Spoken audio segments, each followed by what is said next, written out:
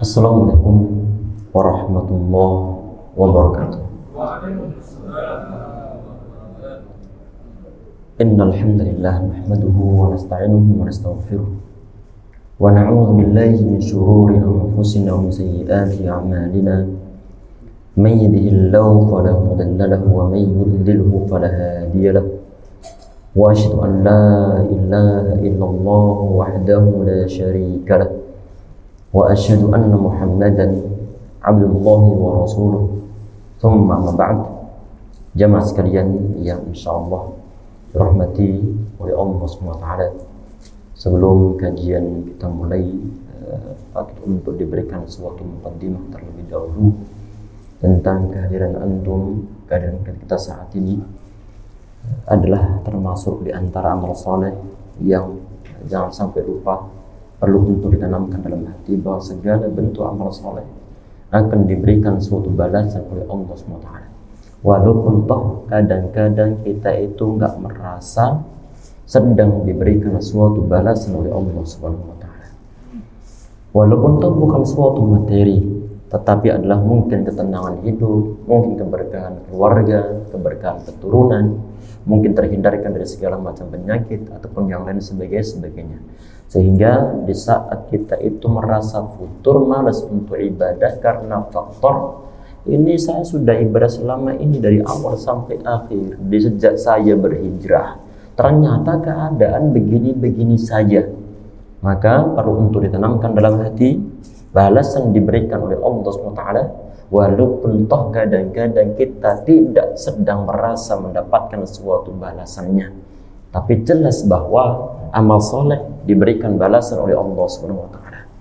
Termasuk kita saat ini, walaupun toh mungkin babnya adalah bab masalah haji, walaupun toh mungkin sebagian di antara kita daftar haji juga belum, bayangannya juga belum ada, tetapi insya Allah semoga saja Allah memudahkan. Siapa tahu nanti sebagian di antara keluarga atau anak-anak kita ada yang dimudahkan. Sebab di antara sebabnya adalah karena antum gigih untuk tetap hadir dalam kajian bab haji. Walaupun toh sebagian di antara antum belum daftar haji, semoga anak-anak kita dimudahkan untuk daftar haji dan dimudahkan untuk proses berhajinya. Amin ya rabbal alamin.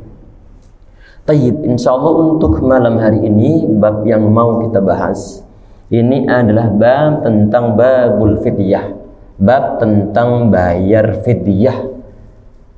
Tentang masalah apa? Bukan masalah puasa, tetapi adalah masalah haji. Masalah haji. Taib, antum bacakan akhi. Bismillahirrahmanirrahim. Bab fidyah. Fidyah secara syariat adalah sesuatu yang diwajibkan untuk menutup kekurangan yang terjadi disebabkan karena mengerjakan perkara yang dilarang atau meninggalkan perkara yang wajib di dalam pelaksanaan ibadah haji dan umroh. Taib, perhatikan di sini. Kalau kita perhatikan dari sisi syariat tentang suatu hal yang diwajibkan sebagai suatu bentuk penambal, sebagai suatu bentuk penambal dalam ibadah haji ataupun ibadah umroh, karena melaksanakan suatu yang dilarang ataupun meninggalkan suatu yang wajib. Berarti untuk suatu hal yang disyariatkan oleh Allah Subhanahu wa taala untuk memulihkan, untuk menyempurnakan ibadah haji atau ibadah umrah yang mungkin kadang-kadang ada yang bolong, yang bolong tersebut perlu untuk ditambal, yang bolong tersebut perlu untuk ditambal. Karena adanya ibadah haji ataupun umrah memiliki suatu struktur yang sangat ketat, sehingga di saat struktur tersebut kok rusak, maka perlu untuk bahan penambalnya. Dengan cara bagaimana? Dengan cara membayar fidyahnya ini, dengan cara melaksanakan suatu hal yang disyariatkan untuk bisa menambalnya. Dan ini disebabkan oleh salah satu di antara dua hal. Yang pertama disebut oleh beliau adalah bisa babi fi'il mahdhurin, sebab melaksanakan suatu hal yang dilarang di saat berihram Ada orang dia telah berniat untuk berihram, baik untuk berhaji ataupun umrah. Yang semestinya orang yang berhaji ataupun berumrah dan telah melaksanakan ataupun telah meniatkan untuk ihram, maka dilarang untuk menutup kepalanya, di antaranya untuk kaum laki-laki lagi, ataupun dilarang untuk nyukur rambutnya.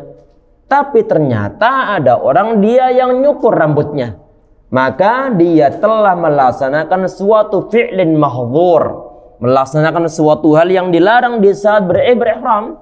Maka bagaimana? Maka fidyah sebagai penambalnya. Nanti insya Allah akan diperinci-perincikan.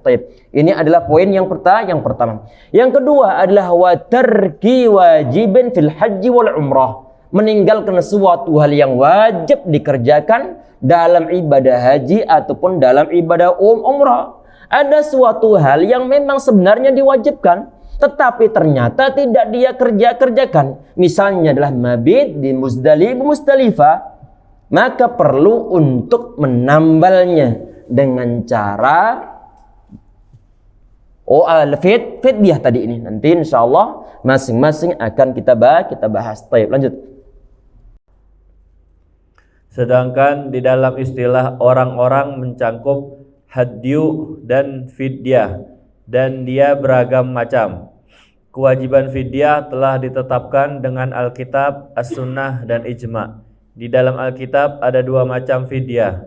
Pertama, fidyah penyakit yang tercantum di dalam firman Allah Ta'ala, jika ada di antara kamu yang sakit atau ada gangguan di kepalanya lalu dia bercukur, maka dia wajib berfidyah, yaitu berpuasa.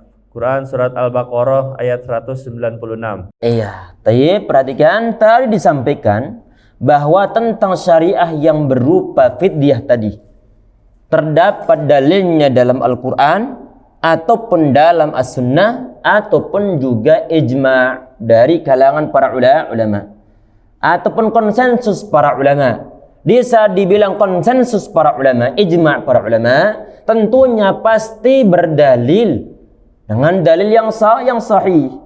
Dengan dalil yang sahih. Perhatikan di sini. Tadi yang berdalil pertama disebutkan di dalam poinnya, yaitu yang terdapat dalam surah Al-Baqarah, a'udzubillahi minasy syaitonir rajim, "Faman kana minkum maridan aw bihi adha min ra'sihi fa fidyatun min siyamin aw shadaqatin aw nusuk."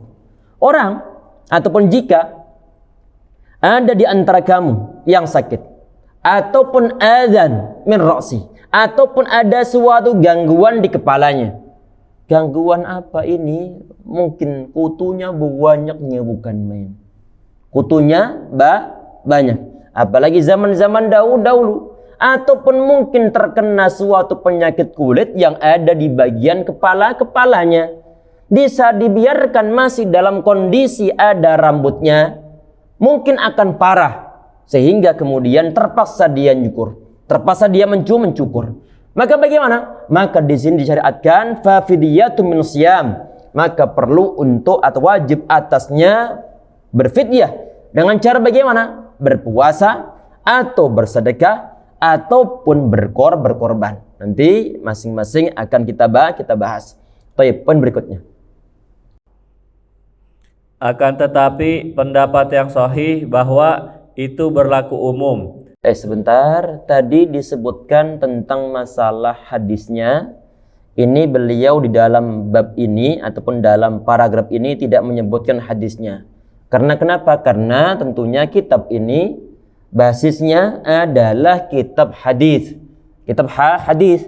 Tentunya di saat dalam poin ini tidak disebutkan dalil hadisnya karena nanti akan mau dibahas hadisnya, sehingga beliau tidak menyebutkan untuk dalil dalam paragraf ini yang bersumberkan dari al-hadis. Tentunya nanti di bab yang pertama, hadis pertama adalah hadis dari Ka'ab bin Ujrah radhiyallahu anhu, yang mana beliau saat itu kepalanya Masya Allah, kutunya bukan main. Di saat diajak untuk menghadap Nabi Muhammad SAW, kutu-kutunya pada berjatuhan. Di mana? Di bagian mukanya.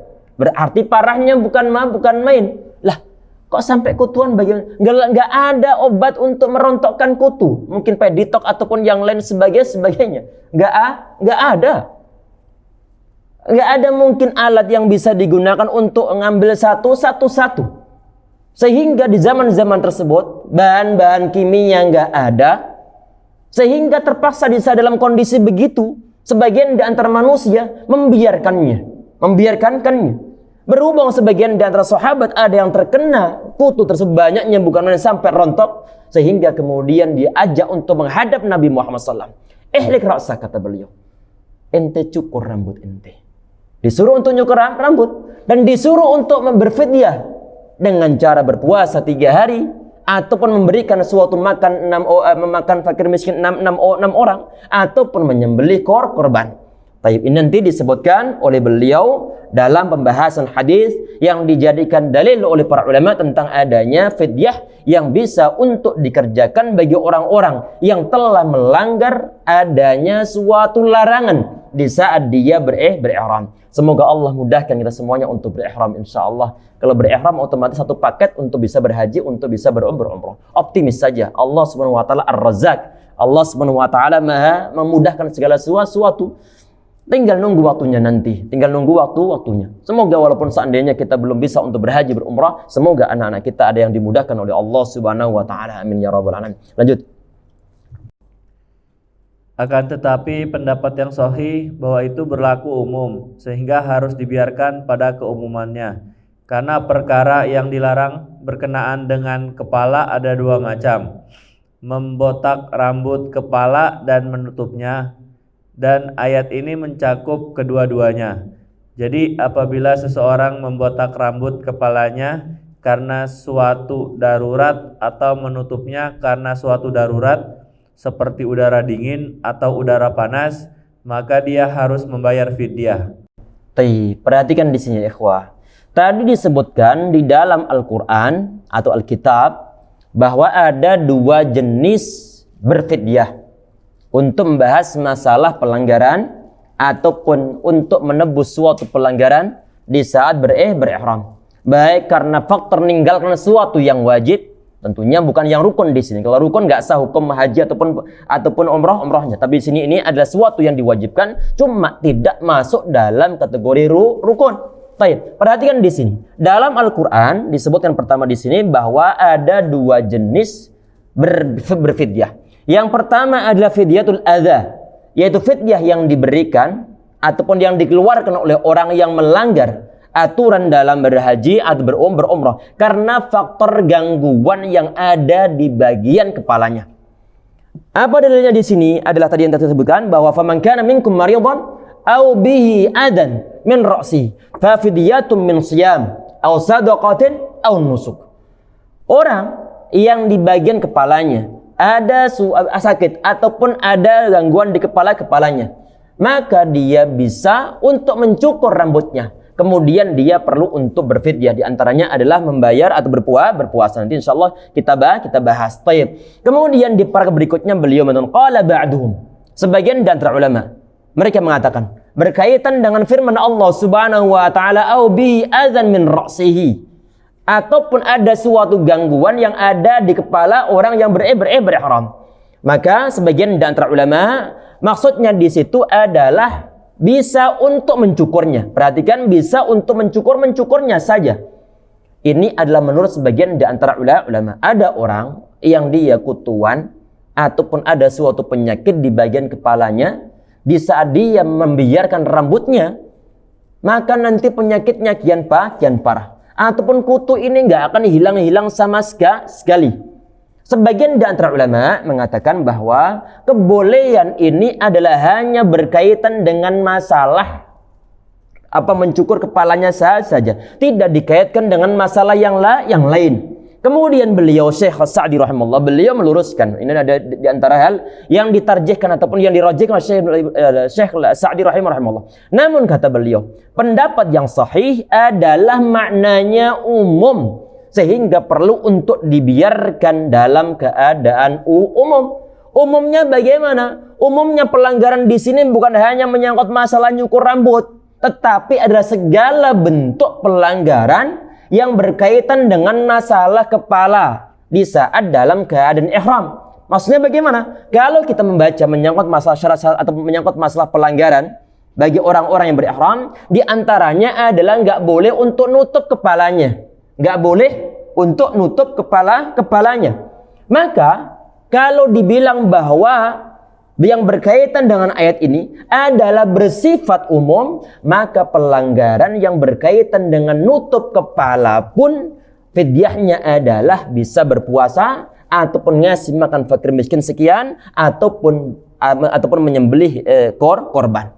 Karena ayatnya kata beliau di sini adalah bersifat umum sehingga dibiarkan dalam keadaan umum, sehingga bagi orang yang dia mencukur kepalanya maka perlu untuk membayar fidyah, maka bagi orang pun yang nutup kepalanya pun perlu untuk membayar fidyah. Ini adalah pengertian yang dirojihkan oleh Syekh Sa'di rahimahullah. Kok nutup kepalanya dalam rangka apa? Disebutkan di situ darurat, karena mungkin faktor dinginnya bukan main, ekstrimnya bukan main, sehingga kepala ini perlu untuk ditutup dengan kupluk mungkin. Ataupun mungkin karena faktor panasnya bukan main, sehingga sebagian di antara orang menggunakan topi. Di saat topinya langsung nempel di bagian kepalanya, maka ini enggak diperbolehkan.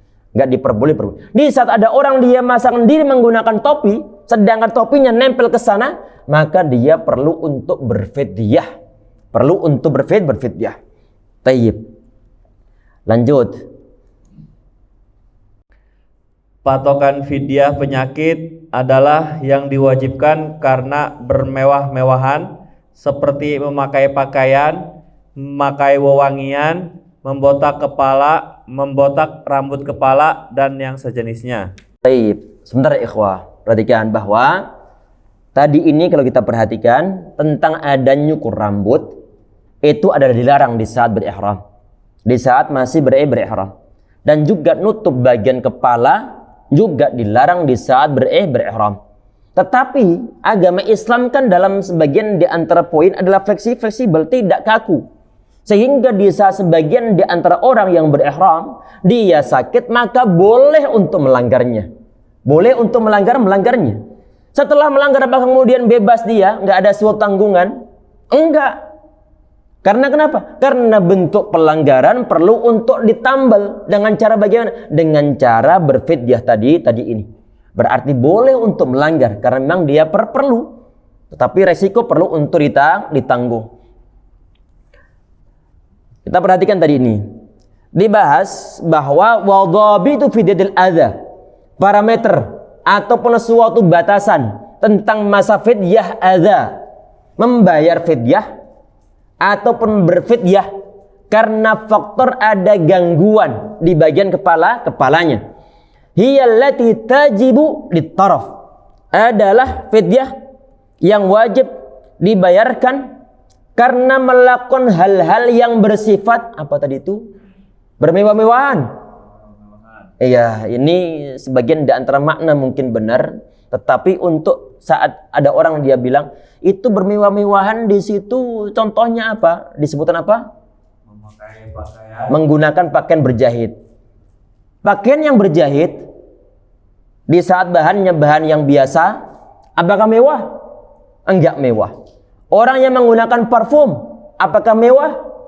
Enggak mewah.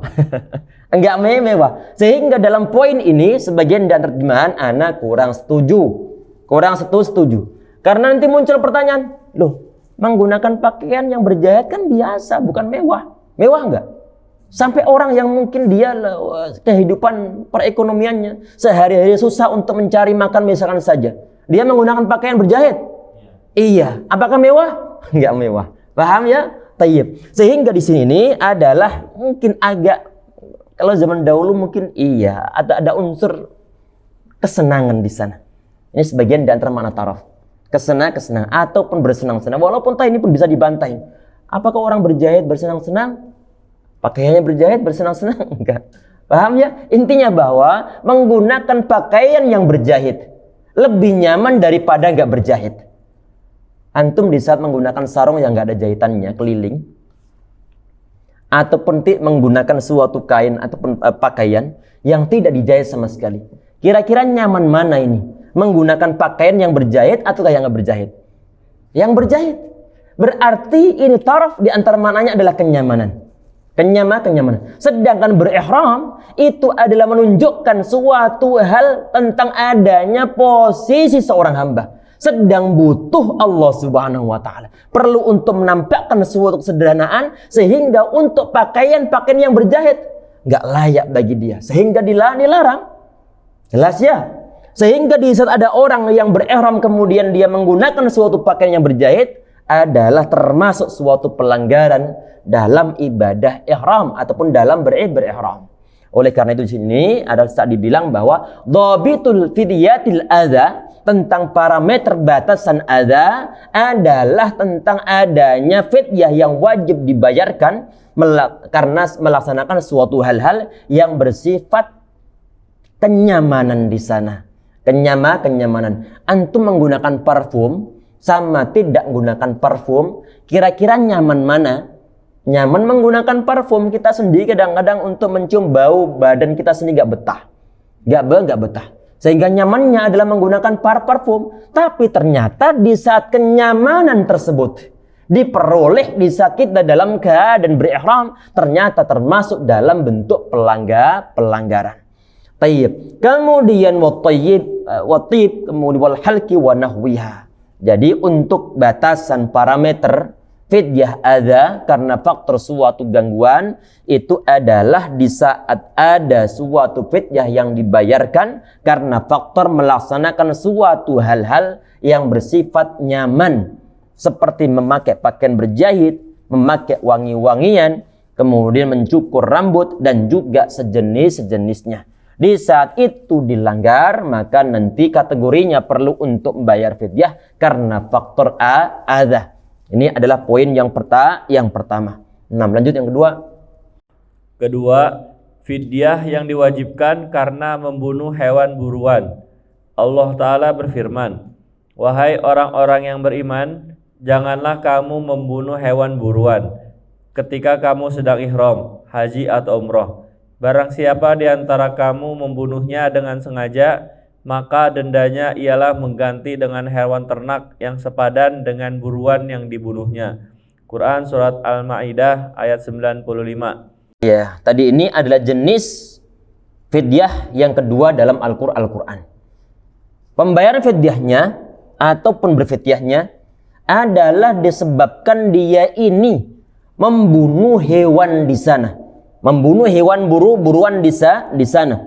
Karena ini termasuk di antara bentuk pelanggaran ekosistem, ngerusak kehidupan makhluk yang ada di sana. Berarti untuk masalah ini jamaah sekalian, bahwa di saat ada orang dia baik-baik berihram, setelah melihat di saat mungkin lagi transit di sebuah tempat yang kebetulan di sana mungkin agak ada suatu padang pasirnya, tahu-tahu kemudian dia melihat dob di sana, atau melihat kijang di sana, ataupun mungkin melihat kelinci di sana, walaupun tahu mungkin kelinci apakah dia pada padang pasir ada, Allahu a'lam. Ini sekedar misal saja. Kalau seandainya ada kemudian dia memburunya ataupun mungkin menangkap kijang di sana, maka ini termasuk di antara bentuk pelanggaran tentang adanya berihram. Maka dalam keadaan begitu dia perlu untuk ataupun dendanya adalah harus sepadan bil misal. Jika membunuh rusa, maka mencari padanan ternak yang ada, mungkin kambing ataupun yang lain sebagainya, untuk nebus adanya fi'lin mahdzur, pelanggaran suatu hal yang dilarang di saat dia berihram. Nah, lanjut. Dan para ulama telah berijma akan kewajiban membayar fidyah ketika ada sebabnya. Iya, artinya kalau sebab dilaksanakan, sebab terjadi, baik fi'lin mahdzur melaksanakan suatu hal yang dilarang di saat berihram, ataupun tarku wajibin, ataupun meninggalkan suatu hal yang wajib, maka wajib hukumnya untuk berfidyah. Kalau ditinggalkan bagaimana? Maka berdosa. Nah, lanjut. Hadis 212 dari Abdullah bin Mughafal radhiyallahu anhu, dia berkata, "Aku pernah duduk bermajelis dengan Ka'ab bin Ujrah radhiyallahu anhu. Lalu aku bertanya kepadanya tentang fidyah. Maka dia pun berkata, Ayat fidyah itu Sebentar, Afwan. Tadi dari Abdullah siapa? Ka'ab bin Ujrah. Ma'qil. Na'am Ma'qil. Ma'qil. Di terjemahan itu apa? Mughafal. Beda. Ma'qil, yang benar Ma'qil. Ini teks Arabnya Ma'qil. Mughafal. Jadi diganti Abdullah bin Ma'qil. Bin Ma'qil. Nah. Ya antum Ma'qil? Iya, yang di teks matan nih kecil ini Ma'qil. Nanti dikasih coretan. Nah, Arabnya Ma'qil. Kenapa? Arabnya Ma'qil. Arab Ma'qil. Oh, terjemahnya Mughafal. Dari Abdullah bin Ma'qil radhiyallahu anhu, dia berkata, aku pernah duduk bermajelis dengan Ka'ab bin Ujrah radhiyallahu anhu. Lalu aku bertanya kepadanya tentang fidyah. Bentar, ini Abdullah bin Ma'qil, beliau salah seorang di antara tabi'in. Kemudian guru tabi'in siapa? Adalah seorang sahabat. Di antaranya adalah Ka'ab bin Ujrah ini. Ka'ab bin Ujrah. Dia saat seorang tabi'in, dia lagi ngobrol bareng dengan seorang sahabat, kebetulan nanya tentang masa fidyah. Masa fidyah. Nah, lanjut. Maka dia pun berkata, ayat fidyah itu turun berkenaan denganku secara khusus dan berlaku umum bagi kalian. Aku pernah dibawa menghadap kepada Rasulullah sallallahu alaihi wasallam, sedang kutu-kutu bertebaran di wajahku. Maka beliau pun bersabda, aku tidak pernah mengira bahwa sampai seperti ini penyakit yang menimpamu, atau aku tidak pernah mengira bahwa sampai seperti ini kesulitan yang menimpamu. Apakah kamu memiliki seekor kambing? Maka aku pun menjawab, tidak. Beliau bersabda, puasalah 3 hari, atau berikanlah makan 6 orang miskin untuk masing-masing orang miskin setengah sok. Di dalam riwayat lain disebutkan, maka Rasulullah Shallallahu Alaihi Wasallam memerintahkannya agar memberi makan 1 farak seukuran 3 sok antara 6 orang, atau menyembelih seekor kambing, atau berpuasa 3 hari. Syarah hadis. Baik, perhatian dulu bahwa ini adalah suatu peristiwa dalam hadis yang sahih tentang sahabat Ka'ab bin Ujrah radhiyallahu anhu. Kalau dalam riwayat disebutkan di sini ini tidak ada suatu perintah Nabi Muhammad SAW kepada sahabat Ka'ab bin Ujrah agar beliau mencukur rambutnya. Ada perintah enggak di situ? Tidak ada. Hanya saja ternyata disebutkan di dalam poin tersebut, Nabi Muhammad SAW beliau langsung nanya, atajidu syatan, apakah ente punya kambing? Dibilang enggak punya kambing. Fasum salata ayyam, ente berpuasalah 3 hari, ataupun at'im sittata masakin, ataupun memberikan fakir miskin 6 orang, ngasih makan. Masing-masing fakir miskin adalah setengah sa'. Berarti langsung disebutkan tentang masalah konsekuensi bagi seseorang yang melanggar suatu aturan di saat berihram. Ini adalah yang ada dalam riwayat ini. Sebagian dari riwayat hadis yang sahih, Nabi Muhammad SAW disebutkan secara lengkap ini. Nabi Muhammad beliau perintah kepada sahabat Ka'ab bin Ujrah untuk mencukur rambutnya. Karena merasa kasihan, merasa kasihan. Kalau seandainya ya ikhwah, antum bisa bayang, kita nggak bisa bayangkan berapa jumlah kutu yang berada di kepala. Kok sampai rontok ke muka ini. Kalau seandainya mungkin sekitar 10, nggak akan rontok biasanya. Nggak akan rontok. Tetapi kalau sampai rontok, Masya Allah, ini kebun binatang, kebun kutu di sana. Nabi Muhammad beliau kasih nggak ngira sampai separah itu. Sehingga kemudian beliau perintah untuk mencukur rambutnya. Setelah dicukur rambutnya, maka pilihan yang bisa ditempuh adalah salah satu di antara 3 opsi. Dari yang terberat, kemudian menengah, kemudian yang teringan. Apa itu? Yang pertama adalah kambing. Kambing. Tentunya bagi orang-orang yang mampu, insya Allah lebih afdal. Kalau mungkin sedang-sedang saja, maka bisa memberikan fakir miskin 6 orang diberikan makan. Masing-masing fakir miskin adalah setengah sa'. Sekitar 1,25 sampai 1,5 kilogram makanan pokok. Ini perkiraannya. Kalau nggak bisa pula, maka yang terringan adalah berpuasa 3 hari. Dan tidak disyaratkan berturut-turut. Tidak disyaratkan berturut-turut. Sebelum kita lanjutkan jamaah, bahwa ini peristiwa, kata para ulama di sana mereka menjelaskan tentang masalah ini. Ini peristiwa terjadi di saat Amul Hudaybiyah. Apa Amul Hudaybiyah? Adalah suatu peristiwa yang terjadi bahwa di saat tahun 6 Hijriah, Nabi Muhammad bersama dengan para sahabat berencana untuk melaksanakan umrah.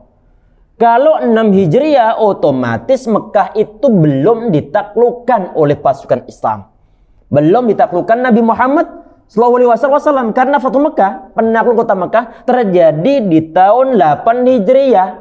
Sedangkan peristiwa ini adalah terjadi di 6 Hijriah. Peristiwanya bagaimana? Nabi Muhammad SAW sebelum beliau masuk Mekah, berhenti terlebih dahulu di Hudaybiyah. Di antara tujuannya adalah ngasih info kepada orang-orang yang di sana. Orang-orang kafir Quraisy, bahwa Nabi Muhammad beliau datang bukan untuk berperang, bukan untuk berperang. Setelah peristiwa akhirnya kemudian orang-orang Mekah tidak mengizinkan Nabi Muhammad SAW untuk berumrah tahun tersebut. Sampai ada poin-poin tentang sulh Hudaybiyah ini, perjanjian Hudaybiyah. Di antaranya nggak boleh untuk berumrah tahun tersebut, nggak boleh untuk berumrah di tahun tersebut. Kapan umrahnya? Adalah tahun 7 Hijriah. Sehingga tahun 7 Hijriah, di saat Nabi Muhammad SAW beliau berumrah, maka disebut Umratul Qadha. Umrah untuk mengqadain umrah tahun 6 Hijriah yang gagal saat itu.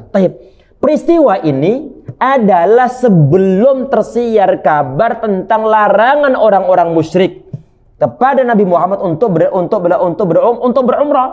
Orang-orang Islam masih berharap bisa untuk melaksanakan umrah, bisa untuk tahallul di sana. Saat peristiwanya ini, kemudian kejadian ini terjadi. Sahabat Ka'ab bin Ujrah radhiyallahu anhu, beliau dibawa menghadap Nabi Muhammad SAW dalam keadaan kepalanya penuh dengan kutu. Oleh Nabi Muhammad SAW disuruh untuk nyukur, kemudian disuruh untuk menyembelih korban ataupun tadi poin-poinnya. Dan di dalam hadisnya tidak ada suatu perintah kalau seandainya sahabat Ka'ab bin Ujrah radhiyallahu anhu beliau nyembelih korban, gak disuruh untuk ngirim ke Mekah. Sehingga disimpulkan oleh para ulama, ya jamaah sekalian, ya insyaallah dirahmati oleh Allah SWT, pelanggaran yang berkaitan dengan masalah rambut ataupun berkaitan masalah kepala, ataupun mungkin menyangkut masalah menggunakan parfum ataupun yang lain sebagainya, maka bisa dibayarkan saat itu pula walaupun toh belum masuk Mekah. Ini kenapa kejadian kisah ini perlu untuk disampaikan? Karena memang disimpulkan oleh para ulama tentang masalah apa? Tentang masalah ketidakharusan untuk berfidyah, untuk pelanggaran yang berkaitan dengan masalah nyukur rambut, tidak diharuskan untuk dilaksanakan di Mekah. Hudaybiyah itu sebagian di antara wilayahnya masuk Mekah, sebagian di antara wilayahnya masuk luar Mekah. Kejadian ini ada di luar Mekah. Dan Nabi Muhammad SAW beliau nggak nyuruh sahabat Ka'ab bin Ujrah untuk membayarkan fidyahnya di Mekah. Sehingga disimpulkan oleh para ulama untuk pelanggaran semacam ini bisa dikerjakan pembayaran fidyahnya di luar Mekah. Lanjut. Syarah hadis. Dalil fidyah penyakit dari as-sunnah adalah perkataannya dalam hadis Abdullah bin Ma'qil rahimahullah. Aku pernah duduk bermajelis dengan Ka'ab bin Ujrah radhiyallahu anhu, lalu aku bertanya kepadanya tentang fidyah. Maka dia pun berkata, ayat fidyah itu turun berkenaan denganku secara khusus dan berlaku umum bagi kalian, yaitu sesungguhnya ayat tersebut turun berkenaan dengannya secara khusus, akan tetapi hukumnya berlaku umum bagi seluruh umat Islam. itu berlaku umum pada semua hukum-hukum syariat. Jadi kalau misalnya suatu kejadian yang serupa yang dialami oleh sahabat Ka'ab bin Ujrah radhiyallahu anhu, maka hukum yang diberlakukan untuk orang tersebut sama sebagaimana hukum yang diberlakukan terhadap sahabat Ka'ab bin Ujrah. Artinya bagaimana? Artinya walaupun toh kejadiannya ataupun ayat yang berkaitan dengan masalah nyukur rambut di saat berihram tersebut karena faktor ada gangguan di kepalanya, walaupun toh aslinya adalah kasus yang menimpa sahabat Ka'ab bin Ujrah, tetapi untuk penerapannya adalah berlaku umum, sehingga seluruh orang, semua orang yang mengalami nasib yang sama, baik laki-laki ataupun perempuan, kok sampai terpaksa nyukur rambut karena rambutnya panen kutu, maka bagaimana? Maka berlaku hukum yang telah menimpa sahabat Ka'ab bin Ujrah. Perlu untuk berpikir ya, baik mungkin menyembelih hewan, menyembelih kambing, ataupun mungkin ngasih fakir miskin 6 orang, masing-masing adalah setengah-setengah sok, ataupun mengeluarkan sedekah, ataupun apa tadi? Berpuasa 3 hari. Berpuasa 3 hari. Berlaku untuk semua orang yang mengalami nasib yang sama. Nah, lanjut. Karena sesungguhnya kaidah usul berkata yang dianggap adalah keumuman maknanya, bukan kekhususan sebabnya. Ya, keumuman maknanya yang berkaitan dengan masalah hukum ini bersifat umum. Dalilnya pun bersifat umum. Kita perhatikan dalil yang disampaikan dalam kitabnya tadi ini adalah man kana minkum maridhan aw bihi adan, faman kana minkum maridhan aw bihi adan. Di situ faman kana siapa aja ini? Siapa aja yang di kepalanya ada suatu sakit ataupun gangguan. Berarti siapa aja? Bersifat umum, tidak khusus untuk sahabat Ka'ab bin Ujrah. Sehingga kaidah usul mengatakan bahwa al-ibratu bi umumil ma'na la bi khusus sabab. Yang menjadi suatu patokan adalah keumuman lafaz ataupun makna, bukan khusus sebab ataupun latar belakang. Walaupun toh aslinya awalnya ayatnya diturunkan sebab kasusnya sahabat Ka'ab bin Ujrah, tetapi untuk berhubung maknanya bersifat umum, maka diberlakukan umum. Nah, lanjut. Dan ini adalah kaidah emas dalam masalah hal ini. Nah, lanjut. Jadi apabila sebab turunnya ayat adalah khusus, maka hukumnya tetap berlaku umum bagi seluruh umat, sehingga setiap orang yang memiliki sifat tersebut dia terkenai hukum itu selama tidak ada dalil yang menunjukkan pengkhususannya. Walaupun toh aslinya asbab ataupun sebab dari turunnya ayat itu adalah mengenai suatu peristiwa spesifik tentang seseorang, kisah ataupun kasus yang dialaminya. Berhubung bahasa yang digunakan dalam ayatnya bersifat umum, maka ayatnya diberlakukan umum bisa menimpa siapa saja yang mengalami suatu nasib yang sama, kejadian yang sama sebagaimana dialami oleh sahabat Ka'ab bin Ujrah. Ini sampai kapan nih menggunakan ayat yang bersifat umum ini? Sampai ada suatu pengkhususannya. Kalau sudah pengkhususan, ada pengecualiannya, maka ayat yang bersifat umum dipinggirkan, kemudian diterapkanlah pengecualiannya. Baik, lanjut. Sebagaimana yang telah lalu dijelaskan di dalam hadis Abu Burdah bin Niyar radhiyallahu anhu, yaitu pada sabda beliau sallallahu alaihi wasallam, dia sah untukmu dan tidak akan sah untuk seorang pun setelahmu. Iya, perhatikan hadis baru lagi. Ya, Perkataannya, aku pernah dibawa menghadap kepada Rasulullah sallallahu alaihi wasallam, sedangkan kutu-kutu bertebaran di wajahku, yaitu karena pada saat itu dia terkena sakit, dan karena sakit dan kotoran yang ada kutu-kutu itu bertambah banyak di kepalanya. Perkataannya, maka beliau pun bersabda. Perhatikan, tadi ini diberikan suatu contoh tentang adanya pengecualian. Kalau sudah ada pengecualian, maka diterapkan pengecualian tersebut. Diterapkan pengecualian tersebut. Sebagaimana kisah ini di saat Nabi Muhammad SAW, beliau baru selesai, ini pernah dibahas, kita bahas, bisa membahas masalah kurban. Di saat Nabi Muhammad SAW, beliau selesai sholat Idul Adha, di saat beliau berjalan melihat ada kambing yang telah disembelih. Antum ingat kisahnya ya? Ini adalah kisah sahabat Burdah bin Niyar radhiyallahu anhu. Maksudnya baik. Baiknya bagaimana? Baiknya adalah biar nanti setelah sholat selesai, daging sudah ready, tinggal masak. Biar cepat sarapan. Biar cepat sarapan. Tetapi ternyata adanya niat baik itu nggak cukup, karena perlu ada kronologi, ada suatu syariat yang perlu untuk diterapkan. Ada aturan dari dalam agama Islam, urutan-urutannya perlu untuk diterapkan. Aturannya apa? Nabi Muhammad SAW beliau mengatakan, inna awwala ma nabda'u bihi fi yaumina hadha an nusalliya. Perhatikan bahwa sesuatu yang kita pertama kerjakan di hari ini, maksud dari Idul Adha, adalah an nusalliya, kita sholat terlebih dahulu. Kemudian balik, kemudian nanhar, baru nyembelih. Kalau nyembelih terlebih dahulu berarti kronologinya nggak tercapai dan dianggap sebagai suatu pelanggaran. Pelanggaran masalah apa? Apakah berdosa? Nggak berdosa, cuman saja tidak dianggap sebagai hewan kurban. Nggak dianggap. Tapi berhubung qadarullah masyafa'al, kambing sudah disembelih. Dan sahabat Abu Burdah, beliau nggak mengetahui hukum-hukumnya, tapi semangat berkorban itu ada.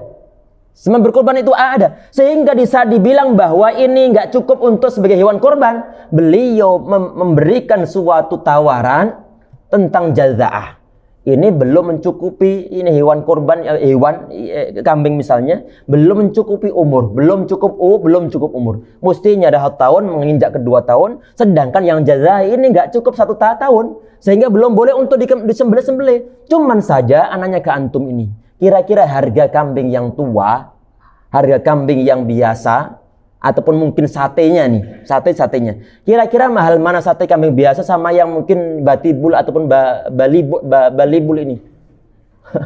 Kira-kira mahalan mana? Yang mudah. Yang mudah. Sehingga bagaimana? Sehingga Nabi Muhammad SAW untuk saat itu beliau menerimanya. Beliau menerimanya. Kemudian beliau mengatakan, tadi ini dalam hadisnya, tujzi'u anka, cukup untuk Anda dan tidak cukup bagi orang setelah Anda.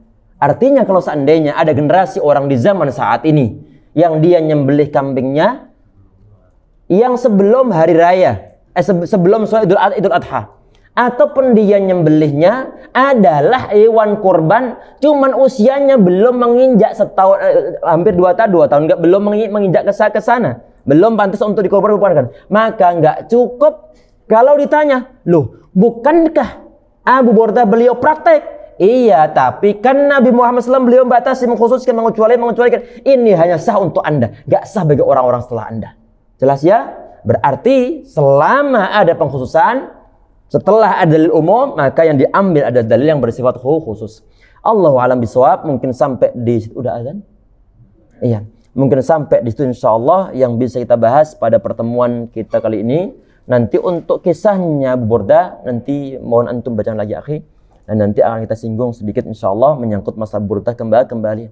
Semoga yang kita bahas pada pertemuan kita kali ini bermanfaat dan semoga Allah berkahi di antara bentuk keberkahannya. Semoga Allah mudahkan bagi kita semuanya untuk berhaji, untuk berumrah, amin ya rabbal alamin.